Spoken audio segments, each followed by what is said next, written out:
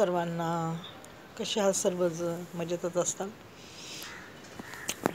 काय झालेलं आहे बघा, आता मुली ना लव्ह मॅरेज करतात. करू द्या, मला त्याच्यात वाद नाही. हल्ली सर्वच जण करतात. परंतु त्यांचं एकच असतं, एकच गोष्ट त्या मनात ठेवून येतात की घरून तर काही आणत नाहीत, ते अशाच येतात निघून.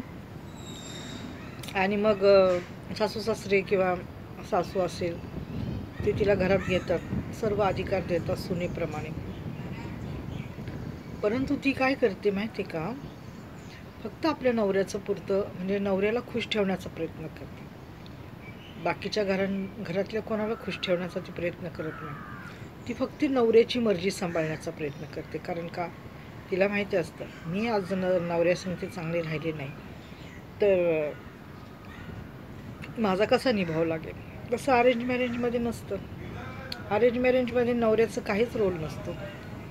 नवरा 1 वर्ष तरी बायकोची काही बाजू घेत नाही. तो आईवडिलांवरच अवलंबून असतो की आईवडिलांच्या मर्जीने सर्व तो करत असतो. एखादं लेकरू बाळ झाल्याच्या नंतर तो थोडंसं बायकोचा आहे, जास्त नाही. तर ही वस्तुस्थिती आहे, हे सर्व आहे.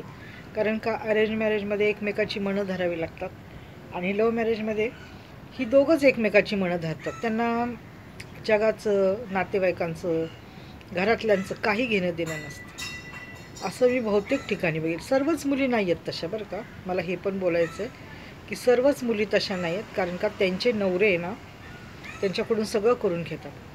पण काही नवरे अशा असतात ना, तर मी घाण शब्द बोलले असते, परंतु नको बोलायला, हे सोशल मीडिया आहे. त्या मुली काय करतात, नवऱ्याला येडं बनवून टाकतात आणि मग आपले बसतात पेढे खात.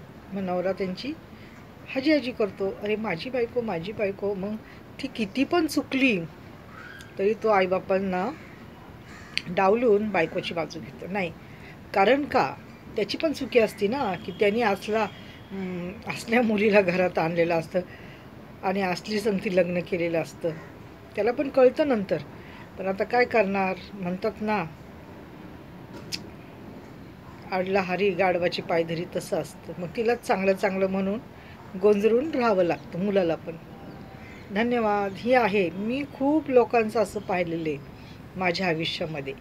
धन्यवाद. माझं बाई लव्ह मॅरेज नाही हा का. नाही तर तुम्ही म्हणताल, मावशी तुमचं पण लव्ह मॅरेज आहे का. नाही बाई, माझा नवरा माझ्यापेक्षा 10 वर्षांनी मोठा होता, तरी आईवडिलांनी माझी लग्न गाठ बांधली. आम्हाला काही बोलायचा अधिकार नव्हता तेव्हा.